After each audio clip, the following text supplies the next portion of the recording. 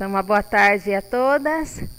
Estamos iniciando aqui esse 6º encontro nosso, fazendo esse estudo sobre as regras de discernimento de Santo Inácio. Como eu estava comentando, não dá para terminar tudo hoje, é um livro muito denso, é melhor a gente ir devagar, né, e ir explicando bem, para vocês assimilarem bem, porque isso é muito importante, né?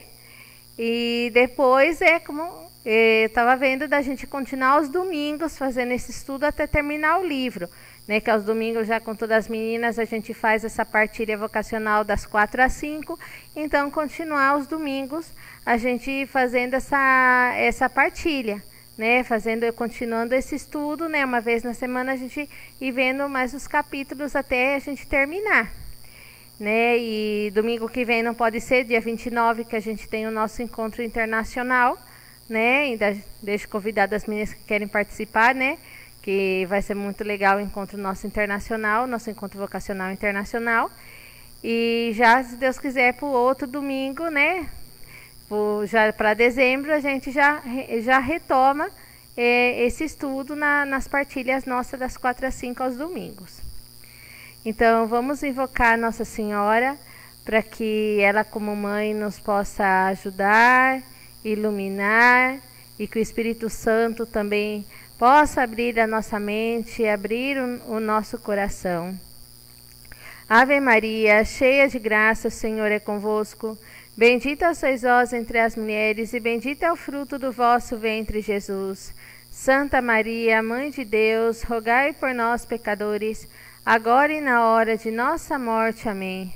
Glória ao Pai, ao Filho e ao Espírito Santo, como era no princípio, agora e sempre. Amém. Nossa Senhora, Mãe da Divina Graça, rogai por nós. Então, como a gente parou de manhã, né, a gente estava vendo aqui a 5ª regra, né, do número 318, que falava, né, no tempo de desolação não se deve fazer mudança alguma, mas permanecer firme e constante nos propósitos e determinações em que se estava no dia anterior a esta desolação, ou nas resoluções tomadas antes, no tempo de consolação, que a gente esteve explicando isso cedo, que é muito importante da gente sempre ter isso em mente, que no tempo que a gente está passando tribulação, que a gente está passando por uma tempestade na nossa vida, não tentar querer mudar, tomar uma decisão precipitada, porque aí o mau espírito vai realmente enfiar o dedo para, né, fazer realmente a pessoa tomar a pior decisão que possa tomar naquele momento, né?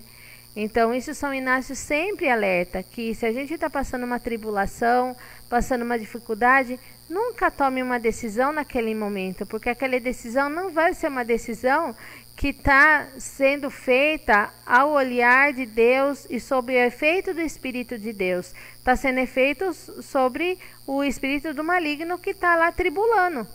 Então, Santo Inácio deixa isso daí muito claro, e isso é muito importante para nós, principalmente vocês, nesse processo de discernimento vocacional.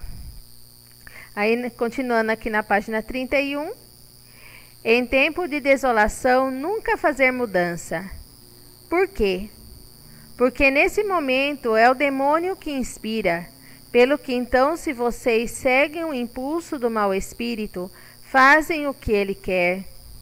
Normalmente, disse Santo Inácio, é Deus quem nos guia em tempo de consolação.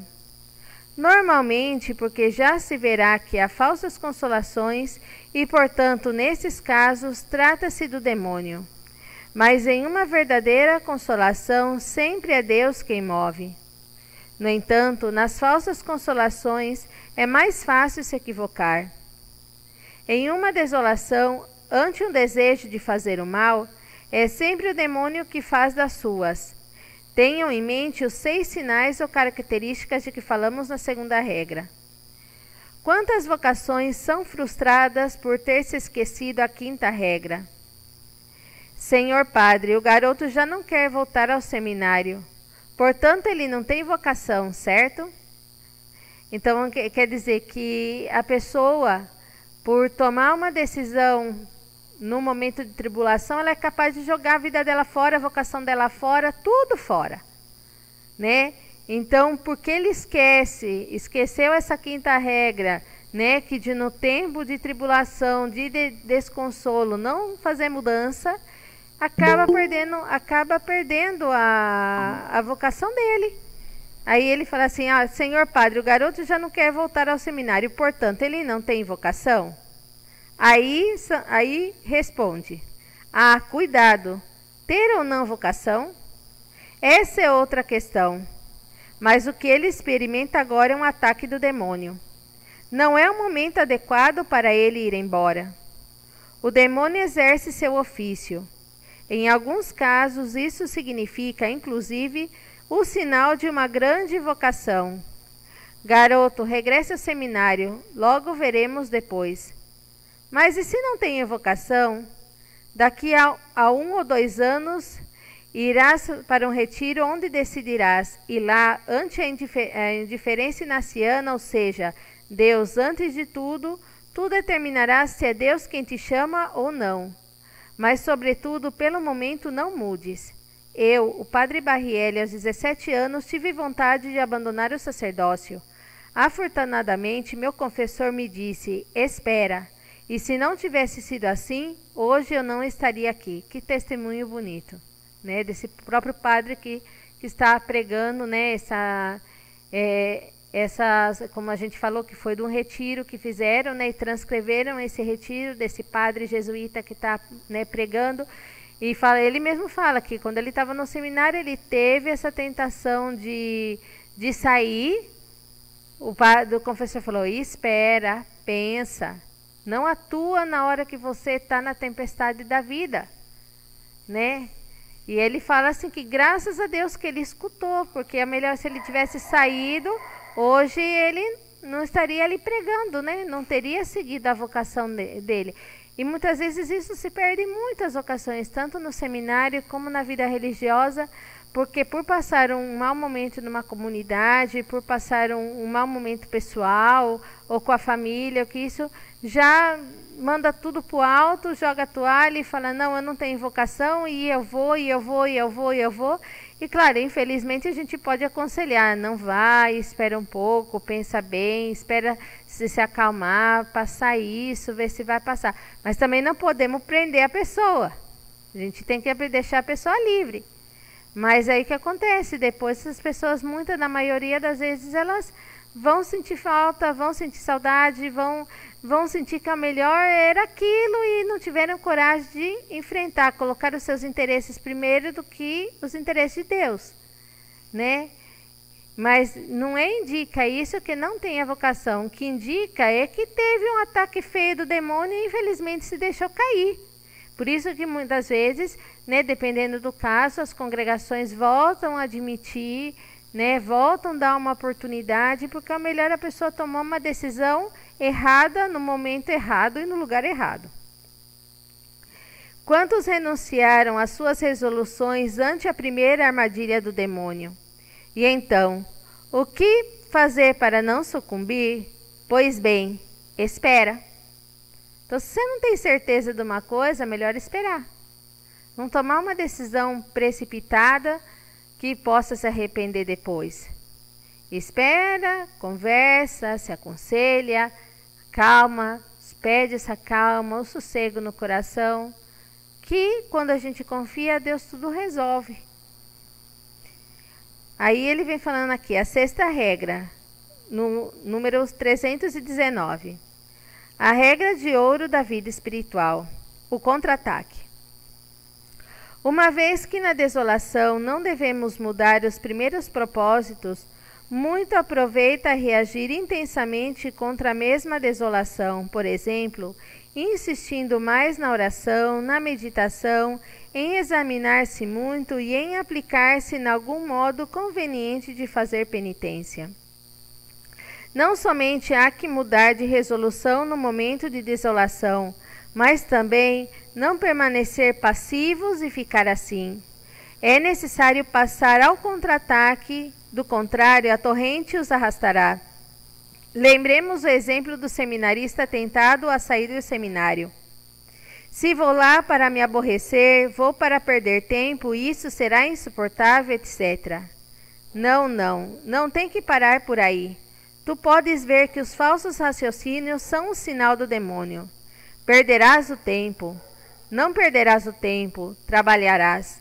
Tu mesmo, com teu trabalho e oração, poderás obter a salvação de muitas almas, mesmo se realmente não tenhas vocação ao sacerdócio e Deus te chama ao laicato.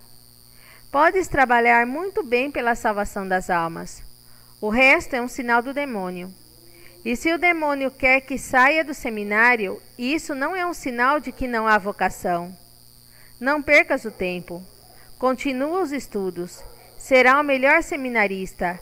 Praticarás bem os preceitos, comungarás todos os dias, abrirás tua consciência a teu diretor, serás generoso, farás sacrifícios, rezarás pelos pecadores. E se não tenho vocação? Bom, em 1 ou 2 anos farás um retiro sério para que escolhas, e então Deus te iluminará e te dará forças para não fazer tua vontade, mas a vontade dele. Mas por enquanto, conduze-te como um bom seminarista e tende uma grande devoção à Virgem Maria. Trabalha duro. Isto é o que eu chamo de contra-ataque. Então ele dá para esse seminarista que está passando um momento de tentação contra a vocação dele, esse conselho: não abandone o seminário, contra-ataca essa tentação.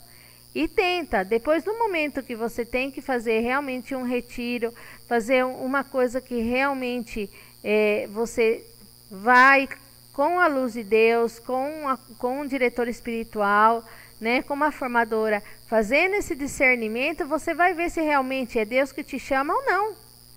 Mas não vale a pena abandonar e jogar toalha na primeira dificuldade que tenha, porque isso é a astúcia do demônio que faz para perder essas almas. O beato Pierre Fabre, sacerdote de Saboia, chegou a Paris para obter o seu doutorado em teologia em Sorbona. Como era pobre, alugou um quarto com outros 3, Xavier, Inácio e ele. Ele era sacerdote, e sacerdote muito piedoso. Mas logo se deu conta de que Inácio, mais velho que ele e um simples leigo, adiantava-se nos caminhos da vida interior. E lhe confessou um dia que tinha muitas tentações. Acredita-se que eram tentações de sensualidade. Inácio lhe disse: eu vos ensinarei um segredo para que desvencilhes essas tentações. E ao mesmo tempo, quanto mais tentações tenhais, mais progredireis na santidade. Ensinai-me vosso segredo. Bem, tão logo sintais tentado, multiplicai os atos de virtude contrária. Sois tentado pela gula? Jejuai. Sois tentado pela cólera? Permanecei em silêncio. A ira? Rezai pelo vosso inimigo. O orgulho? Humilhai-vos. Pela sensualidade? Fazei penitência. E assim, em muito pouco tempo, o padre Fabre se converteu em um grande santo. Como vocês já sabem, foi ele quem melhor dava os exercícios segundo o Santo Inácio. Foi ele quem celebrou a missa em Montmartre quando os primeiros jesuítas fizeram seus votos. Ele era o único sacerdote. Santo Inácio, todavia, não era sacerdote. Santo Inácio indica aqui nessas 6 regras 4 classes de contra-ataques muito simples. Então, quer dizer que esse amigo foi também um santo que teve junto com Santo Inácio de Loyola, né, que ele mesmo vê como Santo Inácio ia se adiantando na virtude e ele ensinava isso. A gente tem que contra-atacar as tentações, não se deixar sucumbir. Como ele falava assim: eu não quero rezar, eu sinto tédio na oração, eu vou lá e rezo mais. Eu sou tentado da gula, vou procurar jejum, vou maneirar por amor a Deus. Tenho ódio, tenho ira, fique em silêncio, perdoa, não se ressinta. Então, cada vez que a gente faz esse exercício contrário à tentação que o demônio nos faz, estamos progredindo na nossa santidade, né? E é um exemplo muito bonito, que é praticamente o caminho que todos os santos percorreram. Aí, aqui, né, Santo Inácio dá quatro classes, né, 4 maneiras de vencer essas tentações: a oração, a meditação, os exames de consciências fervorosos. Frequentemente o demônio não faz crer que temos pecado, quando não só não consentimos, como também temos ganhado méritos ao resistir. E se faz falta o exame, nos dá confiança e nos faz que demos graças a Deus e que obtenhamos seu perdão pelo ato de contrição e os firmes propósitos. Um pouco de penitência. Algumas pequenas penitências afastam o demônio, por exemplo, 3 Ave-Marias. Pôr os dedos sobre os joelhos enquanto permanecemos ajoelhados. Rezar o mistério do rosário com os braços em cruz. Não comer alguma guloseima. O demônio teme isto. São Bento um dia teve uma tentação da carne terrível, da qual julgava não conseguir desfazer-se. Despojando-se de seu hábito, se lançou num arbusto de pungentes espinhos. O corpo se encheu de sangue, mas desapareceram todos os demônios. Temos aí um grande modelo de conduta para vencer o demônio. Então, que ele coloca as 4 armas. Primeiro, como eu falei antes, a oração. Porque pela oração a gente vai fortificar a nossa alma e vamos policiar os movimentos de Deus e os movimentos do inimigo na nossa alma. A meditação, que o que eu mando sempre para as meninas, fazer a Lécio Divina todos os dias, né? Pegar o Evangelho do dia, as leituras do dia, né? Meditar a palavra de Deus, né? Como dizia sempre o padre, rumiar como a vaca, né? Você pegar e mastigar e absorver a palavra de Deus na nossa vida. E depois os exames de consciência fervorosos. Nós mesmos, em nossa regra, a gente tem fazer 15 minutos de exame antes do almoço e depois nas completas, antes da reza da completa, que é a última hora da liturgia das horas, que a gente faz o exame de consciência. E a gente sempre tem, aprendemos desde do princípio, né? A gente tem o nosso caderninho do exame particular, que a gente medita no dia como foi a minha oração, como foi o meu estudo, como foi o meu terço, como foi a minha convivência, como foi o meu espírito de sacrifício. Todo dia a gente vai marcando. Para quê? Para nos ajudar a ver aonde estamos falhando e onde estamos dando brecha para o demônio. Isso é a coisa que o demônio mais odeia. Porque cada vez que você se examina com retitude de intenção, você vai se dar conta aonde você está caindo para melhorar. Então é muito importante, né, a gente fazer esse exame de consciência, né, nem que seja uma vez por dia à noite antes de dormir, né, de fazer esse exame de consciência, não só quando a gente vai confessar, fazer todos os dias, para que a gente possa realmente ver onde a gente está caindo, para que a gente possa pedir o auxílio de Deus para se corrigir e realmente seguir no caminho de santidade, não ser presa do demônio. E depois um pouco de penitência. Isso é muito importante também, da gente ter um espírito de sacrifício, de rezar os braços em cruz, de fazer alguma penitência. E nós temos esse costume de todos os dias, antes de dormir, a gente rezar 3 Ave-Marias em braços em cruz, pedindo pela nossa perseverança e nossa vocação. Todos os dias a gente tem esse costume, desde aqui do aspirantado e para sempre. A gente tem esse costume que o Padre Fundador nos deixou, da gente rezar essas 3 Ave-Marias antes de dormir, né, pedindo pela nossa perseverança na nossa vocação, né, e fazer. A gente também, eu lembro quando eu era aspirante aqui, era muito bonito isso, que a gente tem uma lousa aqui na sala, e todo dia cada uma se encarregava de escrever. Então a gente colocava um propósito que a gente queria cumprir no dia, colocava uma jaculatória, uma frase, né, para a gente reflexionar e a gente no dia a gente meditar, e colocava uma penitência caso não conseguíssemos cumprir aquele propósito que a gente tinha se proposto.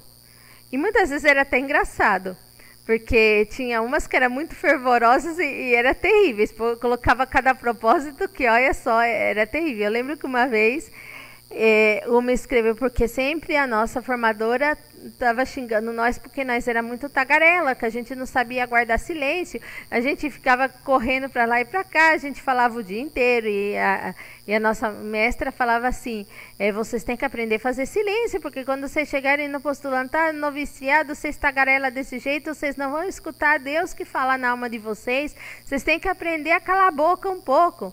Aí a bênção coloca assim, propósito, não conversar nas filas. E a gente sempre que ia para a enfermaria ou ia para a oração, sempre a gente ia em fila, de duas em duas, né? E sempre tinha outra que tentava outra para outra dar risada e qualquer coisa. Aí, imagina, nós éramos 25, 26 meninas, o que era isso daí, né? Aí, a penitência. Subir as escadas os 3 andares de escada do aspirantado de joelho. Chegou a tarde, só vinha as neguinhas subindo de joelho. Já estava no 2º andar e estava que não aguentava mais. Mas era uma maneira que a gente tinha de se autoestimular. Da gente, sabe que a gente tem que se propor uma coisa e a gente tem que cumprir. E isso quanto ajudou na nossa vida? Da gente fazer esses propósitos, né? Todos os dias a gente fazer um propósito e que melhor eu tenho um caráter que eu sou muito esquentada, faço aquele propósito, Senhor, hoje eu vou fazer o propósito que se alguém vier me provocar, eu não vou responder, eu não vou insultar, eu vou calar por amor e fazer esse sacrifício, essa penitência. Então isso nos vai adiantar muito na virtude contra esses ataques do demônio. Então são 4 pontos muito importantes: a oração, a meditação, os exames de consciência e um pouco de penitência. Esses são os 4 pontos que Santo Inácio nos dá aqui para vencer as tentações. Então, como comportar-se nas tentações? Tem tentações? Rezem. Nesse momento, advirto a vocês, não é raro que o demônio tenha uma espécie de capricho e intensifique sua tentação. É inútil, irei te possuir uma vez mais, cede e te deixarei tranquilo. É impossível que resistas a mim, tu sabes muito bem disso. Então esse é o capeta falando na alma, né? É inútil, não para de rezar, não vai, eu vou conseguir fazer você cair outra vez. Sabe, fazendo fusquinha para a pessoa, para mesmo, larga a mão que você não vai conseguir. Não se deixe impressionar. O diabo é um embusteiro, é um mentiroso. É Jesus quem diz isso no Evangelho de São João. Vocês intensifiquem suas orações, que assim o demônio acabará por deixá-los. Se os tenta a noite toda, vocês rezem durante a noite toda. E se os faz cair, estejam decididos a continuar rezando. Em caso de necessidade, acrescentem pequenas penitências, asperjam água benta, invoquem a Santíssima Virgem, Maria, terror do demônio, a São José, a São Miguel Arcanjo, etc. Nesse momento, quando a queda parece inevitável, subitamente a tentação passa. Já não sentirás mais nada. O que aconteceu? O demônio não gosta de ser vencido. Vendo-os decididos a rezar, vai embora sem dizer nada. Acreditem na oração, amigos meus, acreditem na oração. Isso é realmente uma verdade muito grande, porque quando a gente enfrenta o demônio de frente, que o demônio vai fazer toda a classe de tentação para fazer a gente abandonar a oração, da gente abandonar a vocação, da gente abandonar os nossos bons propósitos, a gente tem que dar de frente, a gente tem que rezar e a gente tem que enfrentar. Se o demônio vê que a gente não desiste, que a gente luta, Deus vai já enviar seus anjos também para nos ajudar. E aí ele vai ver que não vai poder e vai largar a mão. Mas se a gente já na primeira, a gente já dá essa brecha para que o demônio acabe com nossos sonhos, com os nossos bons desejos, com os nossos bons propósitos, então já fica meio difícil, né? Jamais insistiremos o suficiente a esse respeito. Creiam na oração. Um cristão jamais diz: hoje não há nada que fazer. Sempre permanece o grande remédio da oração, que tudo pode. Toda a onipotência de Deus se põe assim em nossas mãos. No Evangelho se vê que nosso Senhor teve um grande cuidado o de ensinar aos seus a orar, mas, sobretudo, a dar-lhes a virtude da fé na oração. Pedi e se vos dará, batei e abre-se-vos-á, buscai e encontrareis. E ele disse isso de diferentes maneiras. Todo aquele que pede obtém, e ao que bate se lhe abre, e o que busca encontra. Que lindo esse evangelho, para a gente ter essa fé, que se a gente começa a pedir, Deus vai escutar, Deus vai abrir as portas e Deus vai realizar o nosso desejo, realizar o nosso pedido. Se um filho pedir um pão, qual pai entre vós que lhe dará uma pedra? Se ele pedir um peixe, acaso lhe dará uma serpente? Ou se lhe pedir um ovo, dar-lhe-á porventura um escorpião? Se vós, pois, sendo os maus, sabeis dar boas coisas a vossos filhos, quanto mais vosso Pai Celestial dará o Espírito Santo aos que lhe pedirem. E Jesus vai ainda mais além neste particular. Nós jamais teríamos ousado tanto. Recordem a parábola do amigo importuno. À meia-noite recebe seu amigo que não havia comido nada depois da vigília. Todos os comércios estavam fechados. Vai e bate à porta de seu vizinho.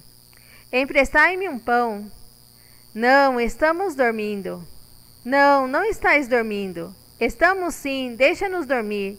E continua chamando à porta. Por fim o vizinho abre a janela. Aqui tens o pão, deixai-nos dormir. E Jesus nos diz: fazei assim também vós com vosso Pai Celeste. Né? Que bonito, esse mesmo exemplo que Jesus nos disse, que se a gente vai importunar e pedir, Deus vai realizar.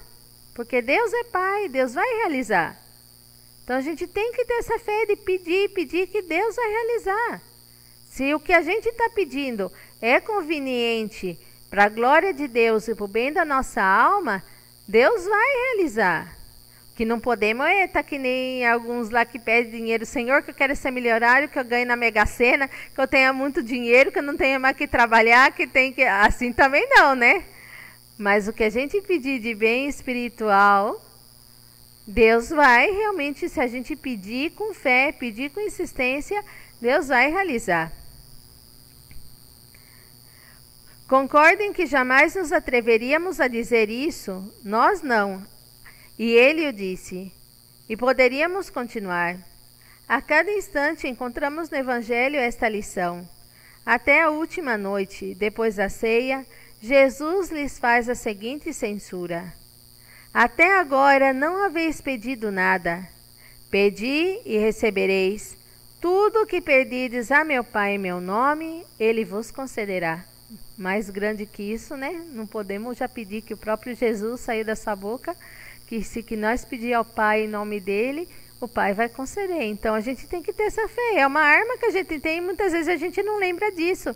Que a gente está numa dificuldade, a gente está numa tentação, está numa provação e não lembramos de pedir a Deus que nos ajude a superar, não para tirar. Sempre outro santo, não lembro que santo era, falava assim: nunca peças a Deus que tire teu sofrimento. Peças a Ele que te ajude a suportar e a levar com paciência.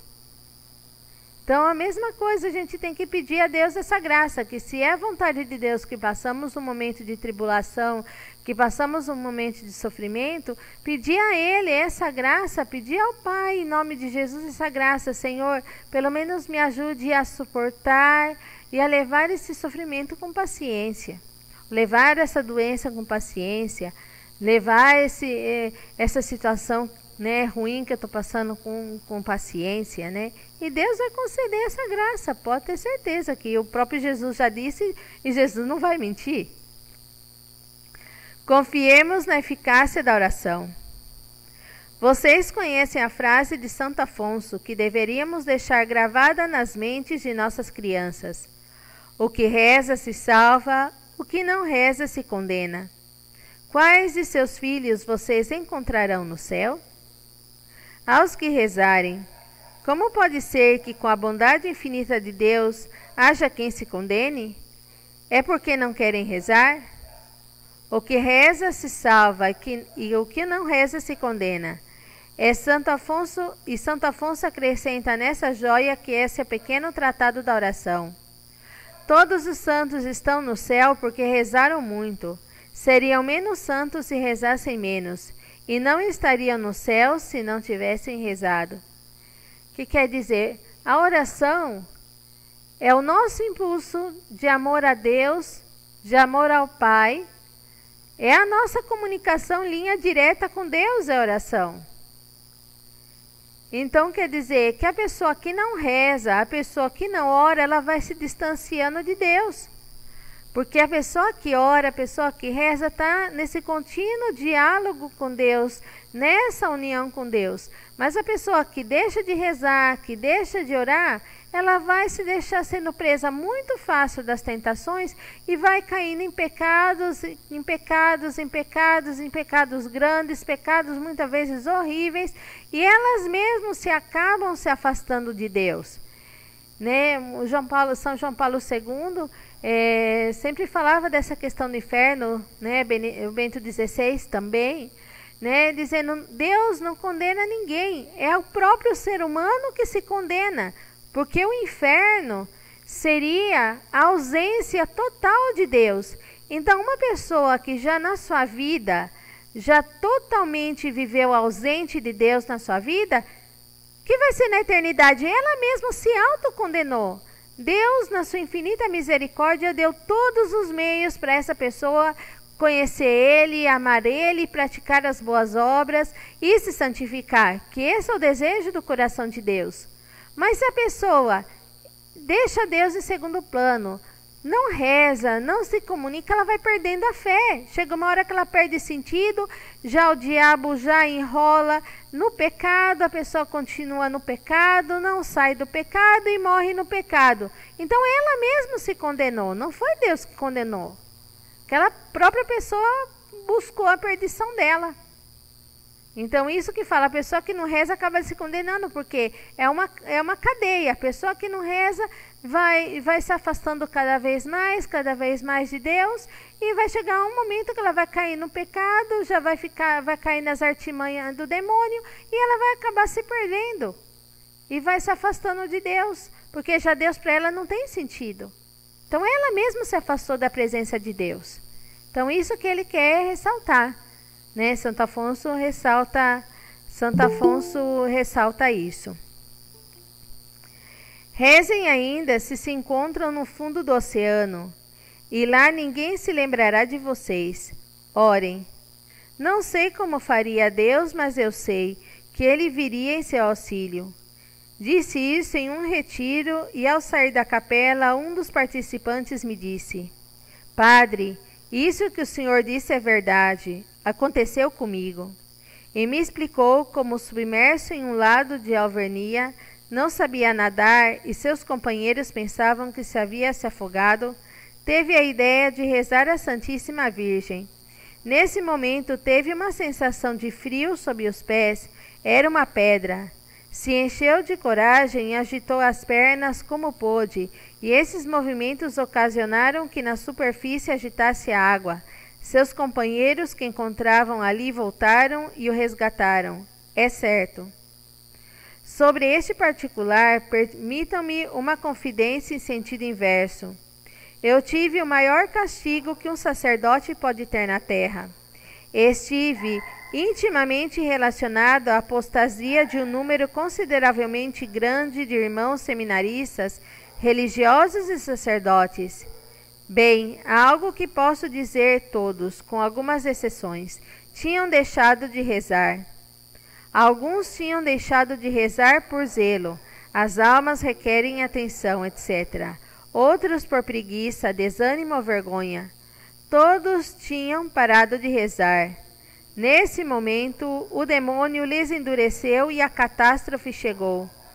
Como diz São Bernardo, ninguém faz o mal de repente. Mas a primeira coisa que sempre faz o demônio é conseguir que alguém deixe de rezar. Não mais orações, leituras espirituais, rosários, exames de consciência, breviário, ações de graças, visitas ao Santíssimo Sacramento, confissões, missas, inclusive o sacrilégio, e isto é muito perigoso. Não mais devoção a Maria, etc. Nesses momentos estão maduros para a catástrofe. Santo Afonso recomenda, já que Deus acolhe todas as orações, pedir todos os dias a graça de rezar sempre. Essa é a razão, entre outras, de que a devoção a Maria tem salvado a tantos pecadores. A menor oração, Deus a escuta. Se alguém está triste, que reze, disse Jesus falando do jovem lunático. Então, quer dizer que ele falava assim dessas pessoas que chegou no ponto da apostasia. A apostasia é a pessoa que renuncia à sua fé, que se vira ateu, ou que vira protestante ou de outra religião, mas que abandona a sua fé, padre, seminarista, religioso, que ele fica, deu muita pena. Mas por quê? Todos têm esse ponto em comum. Deixaram a oração, deixaram de rezar, e chega no momento que já nada faz sentido, então já jogam tudo pro alto. Então, eu tenho outro santo que fala, a oração é o respiro da alma. Então, a alma que não reza, que não ora, ela acaba se perdendo por si própria.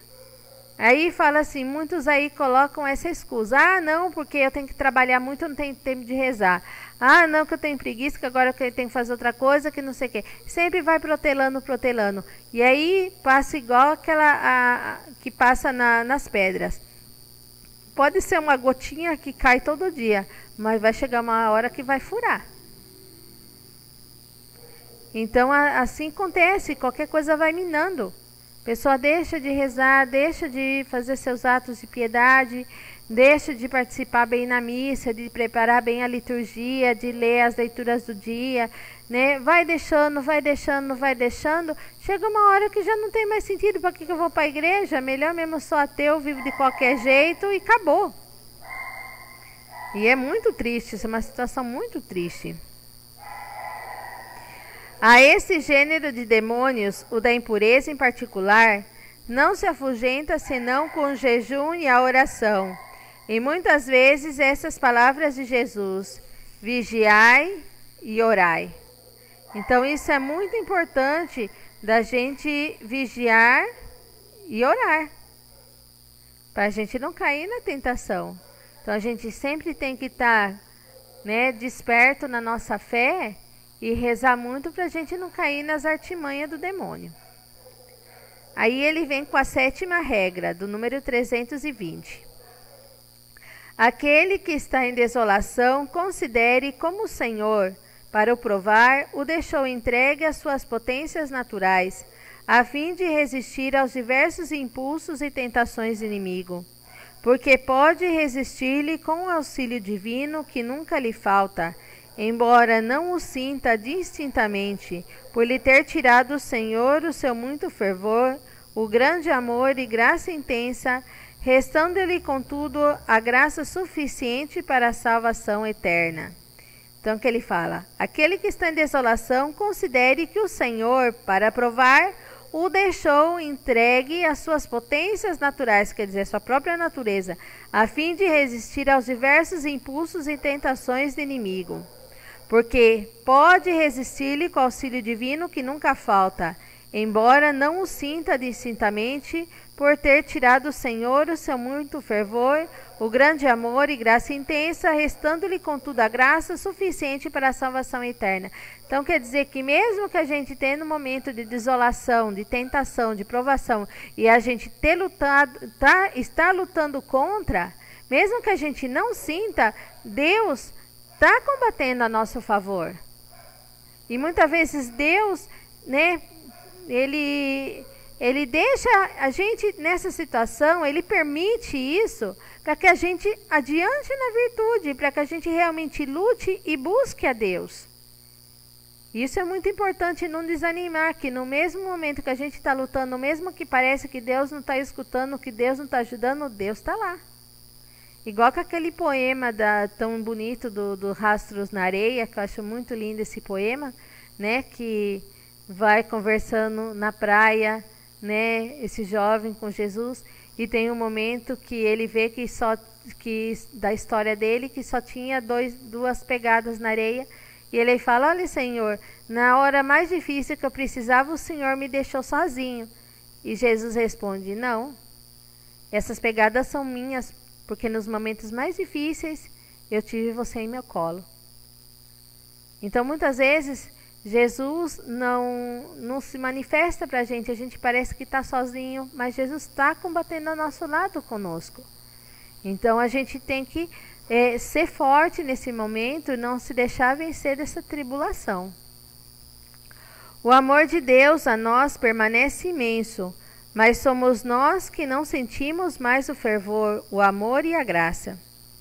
Não pensemos que tudo está perdido porque o Senhor se esconde, como esposo do Cântico dos Cânticos, que se esconde de trás do madril e encontra prazer em fazer-se buscar pela esposa. Mas lembre-se, o Senhor não os deixará jamais sem graça suficiente. Cuidado, trata-se de uma graça suficiente que baste, não deve necessariamente superabundar. Então quer dizer que mesmo que o Senhor nessa hora, o Senhor parece que não está presente, o Senhor está, e a gente deve buscar a Deus, né? Mesmo que a gente não sinta, que a gente se sinta só, que a gente se sinta incapaz, a gente tem que continuar buscando a Deus, porque Deus vai estar ali, e Ele quer que a gente o busque. Né? E isso também é muito importante num período de provação, de desolação, né? Da gente sempre estar buscando a Deus. A tentação de Santa Catarina de Siena. Esta grande virgem mística, privilegiada, que continuamente tinha visões ou graças místicas muito elevadas, porque Deus assim o permitiu, encontra-se um dia na mais terrível das tentações, pois os demônios podem excitar nossos instintos. Deus assim o permite. Catarina rezava, suplicava a Deus para que não a abandonasse. Jurava que ela preferia morrer que pecar. Mas os demônios lhe diziam: é inútil, não poderás resistir. Além do mais, já pecastes e Deus te abandonou, etc. Ó Senhor, socorrei-me, que eu morra ou sofra, não importa, qualquer coisa antes que ofender-vos. Era diabólico, mas de repente acabou-se a tentação. Não esquecer que uma tentação não durará nem um minuto a mais do que Deus queira. E nosso Senhor lhe apareceu. Então, habituada ao trato familiar, ela lhe faz uma suave censura. Ó meu bom mestre, vós me abandonastes no momento mais terrível de minha vida. Mas Catarina, eu não te abandonei. Então, onde estavas, Senhor? Estava em teu coração. Em meu coração, com todo o mal que havia nele? Tu consentiste? Oh, não, Senhor. Vós sabeis, eu teria preferido sofrer, não importa o que, ou morrer. Pois bem, sabe que era eu quem te sustinha e encontrava prazer ao ver tua fidelidade ante todos os demônios. Crês tu que eu teria te abandonado? Em nossas tentações, não esqueçamos jamais este exemplo tirado da vida dessa grande santa. Quer dizer, que bonito isso, que ela no momento de tentação, Jesus fala, eu estava no teu coração e te estava ajudando a sustentar a não cair na tentação. E a gente tem que ter presente essa realidade, que mesmo no momento de tentação, que Deus está dentro do nosso coração e está lutando conosco. E nos está dando força para que a gente possa realmente vencer essa tentação. Aí ele vem a 8ª regra, no número 321. O que está em desolação, esforça-se por se manter na paciência, virtude oposta às aflições que lhe sobrevêm. E pense que bem depressa será consolado, empregando contra tal desolação as diligências explicadas na 6ª regra. Quando somos tentados, paciência. Paciência quer dizer sofrer e esperar, mas ainda confiança e esperança. Não esqueçamos jamais que nossa santa religião é a religião do Pai Nosso. Não esqueçamos as duas asas de que fala Santa Teresinha. Precisamos das duas, a desconfiança em si mesmo e a confiança em Deus. Com ela se sobe muito alto e não se arrisca nada. Vejam o que Jesus disse no Sermão da Montanha àqueles que temem por não ter o que comer ou o que vestir. Santo Inácio também exorta as almas tentadas a se confiarem em Deus, já que depois da tentação logo virão doces consolações, sempre e quando a alma se ocupe de observar a sexta regra, e que espere que logo será consolada. A sexta regra é a regra do contra-ataque, não esqueçam. São Paulo, no capítulo 10 da primeira carta aos Coríntios, diz-nos uma frase que deveria afastar de nós qualquer desalento.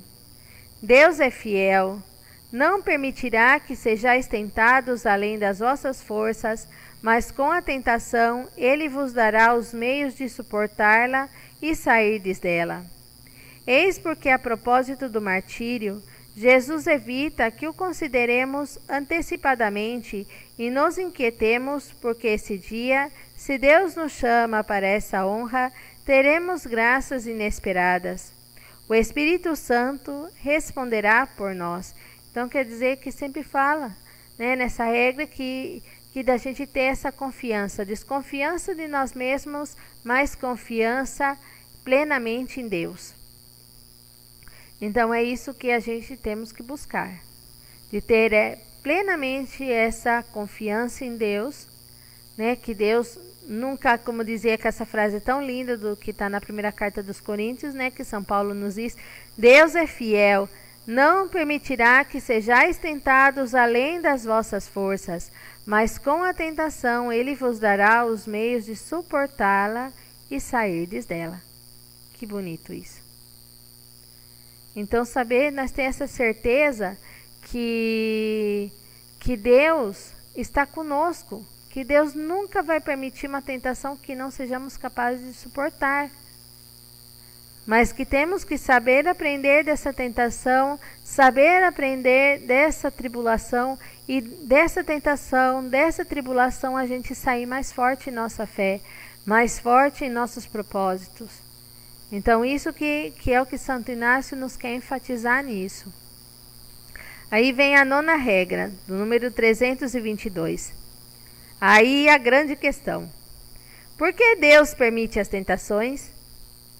Quando tivermos tentações, devemos nos perguntar por que nos está sendo dada esta prova.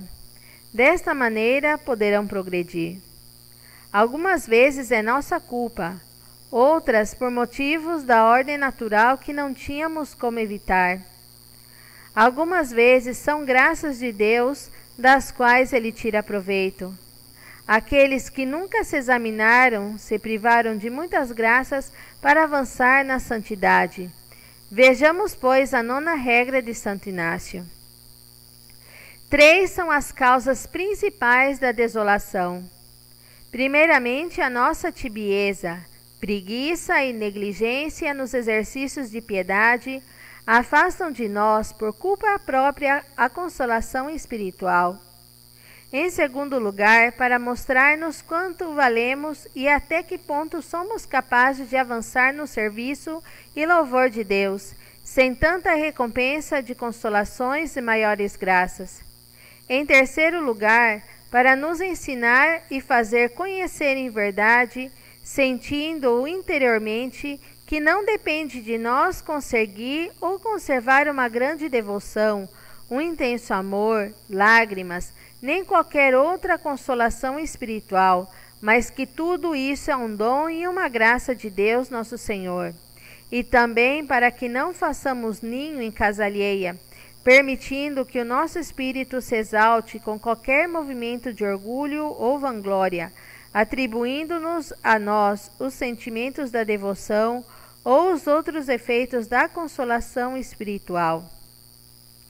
3 causas principais, Isso quer dizer que existem outras. Por exemplo, podem ser causas de ordem natural. Muitas pessoas se irritam facilmente porque não dormem o suficiente. Isso é comum.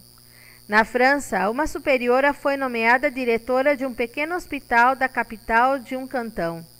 Havia ali várias irmãs, mas essas irmãs estavam o tempo todo irritadas, discutindo. Isso não se faz quando se é uma religiosa. E a superiora que observava percebeu que, por outro lado, eram filhas muito devotas, muito generosas, e se perguntava por quê. Acabou por compreender que o motivo de toda irritação estava no fato de que as irmãs não dormiam o suficiente. O sono fazia falta a essas irmãs. Dando provas de sua generosidade, tiravam tempo de suas horas de sono, mas ante a menor contrariedade logo pulavam como uma tampa de champanhe. A superiora decidiu que deveriam dormir 1 hora a mais e lhes proibiu que velassem sem sua permissão. Depois de alguns dias, como algo extraordinário, aquelas irmãs já não discutiam mais. Novamente, o que fazia falta era pensar. Santa Teresa de Ávila, quando uma irmã vinha lhe dizer: "Nossa Madre, tenho visões", ela contestava: "Bem, amanhã vamos tomar um bom caldo." E isso dentro do quadro reformado no Carmelo não se fazia nunca. Do mesmo modo, ela aconselhou outra irmã que acreditava ter visões para que comesse um bom pedaço de carne. Santa Teresa lhes aconselhava também em algumas ocasiões um purgante. Para alguém que leva uma vida demasiado sedentária, a falta de circulação pode ser a causa de escrúpulos e problemas. Então quer dizer que também muitas vezes a gente tem esses problemas espirituais também por ordem fisiológica. Nós somos humanos, a gente nunca podemos separar a alma do corpo. Então muitas vezes a gente quer fazer as coisas, muitas vezes também essa é outra tentação do demônio. Ai não, eu quero rezar, eu tenho que rezar. Vou, acordo 3 horas da manhã para rezar o terço da misericórdia e rezo. Depois não durmo direito. Depois chega no outro dia, eu tô com mau humor, tô cansada, com dor de cabeça. Aí o primeiro que falar qualquer coisa para mim, que nem falar assim, que nem uma tampa de champanhe, vai, pá! Por quê? Porque não estamos tendo o descanso necessário. Já os grandes santos reconheciam, chegava minha irmã e falava: "Eu estou tendo visão", seguramente não estava comendo direito, já estava vendo coisa. Quer dizer, queria fazer tanta penitência em jejuar que chegava uma hora que já estava meio doidona também. Então, por isso que na regra religiosa, sempre a gente tem de norma: nenhuma irmã pode fazer uma penitência grande se não tem uma autorização da superiora ou do diretor espiritual, para evitar isso justamente. Porque sabemos que se nós não dormimos a hora que temos que dormir, não descansamos o que temos que descansar, não comemos bem, não estamos bem alimentados, também o nosso espírito vai enfraquecer. E muitas vezes essa é uma tentação do demônio, de querer fazer a gente fazer tanta penitência, de fazer jejum, de deixar de comer uma coisa, deixe de fazer penitência em comer carne, faça penitência em comer não sei o quê. A pessoa começa a enfraquecer, aí ela começa a ficar fraca no físico, aí ela vai ficar fraca espiritualmente também. Então toda aquela penitência que ela tentou fazer, em vez de fazer um bem, o que fez foi mal. Então, por isso que tem que ter muito cuidado com esse tipo de penitência, né, corporal, né? Isso daí tem que ser sempre ditado por um diretor espiritual que vai saber orientar o tanto, quanto e como se deve fazer. Se a pessoa sente um desejo no seu coração de fazer, né? Então, isso daí tem que também ter muito alerta, porque também o demônio por aí também entra. O abade Timon David, fundador dos primeiros patronatos de obreiros depois da Revolução Francesa, em um tratado admirável de La Confession e la Direction de Jóvenes, nos diz da necessidade de ocupar-se muito dos pequenos tuberculosos. Por quê? Perguntarão vocês.